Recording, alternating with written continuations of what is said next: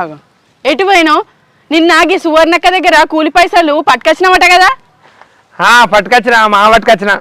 మరి పట్టుకొచ్చి జేబులో పెట్టుకొని తిరుగుతానవా? ఆ దుకాణంలో కట్టి రాకపోయినావు? మాకు కడదాం అనుకున్నా కానీ ఇప్పుడు లేవంటావు. ఏం చేసినావు? పైసలు పట్టుకపోయి తాగినవా ఏంది? తాగుడు కాదు, మా ఫ్రెండ్ గాడు గుడి దగ్గర నడుచుకుంటూ పోతాడట. ఇక పోతా అంటే ఒకసారి కారు నుంచి దిగి కొబ్బరికాయలు కొందామని కారు నుండి దిగిండట. ఒకసారి దిగి జేబు నుండి పర్సు తీసి ఇట్లా కొబ్బరికాయలు కొంటాడట. ఇక 500 రూపాయలు కింద పడ్డాయటనే. ఆ సారి కింద పడ్డ పోలే వీడు దబా పోయి ఆ 500 తీసుకొని సారు ఇక మీ పైసలే కింద పడ్డాయని చెప్పి ఇచ్చిండట. ఇచ్చిన వాళ్ళే అబ్బా నువ్వు ఎంత మంచోనివి, 500 కింద పడితే తీసిచ్చినావు, ఈ కాలం మంచోనివి అని చెప్పి తీసుకుపోయి 50,000 రూపాయలు గిఫ్ట్ ఇప్పించిండట. గట్లా నాకు కూడా వస్తుంది అనుకున్నా, దాగమైంది. ఆగో దీనిలో నీకేం ఆగమైంది? ఇక నాకేం ఆగమైంది అంటే నేను కూడా గట్టనే ఎవరైనా పైసలు కింద పడితే తీసిస్తారు, నాకు కూడా పైసలు ఇస్తారు కదా అని చెప్పి ఇక గుడికాడ నేను కూడా ఉన్నానే.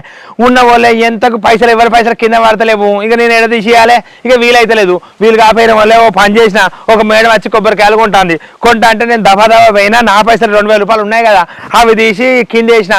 మేడం ఈ పైసలు మీయేనా, ఇక కింద పడ్డాయనన్నా.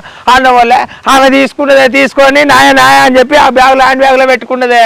అయ్యో గట్ల చేసినావా? మరి నాయ అని చెప్పవా? నాయ అని చెప్తాం అనుకున్నానే, కానీ మా ఫ్రెండ్ గారికి 500 కింద పడితే ఇస్తేనే మనకి 50,000 రూపాయలు ఇచ్చిళ్ళు.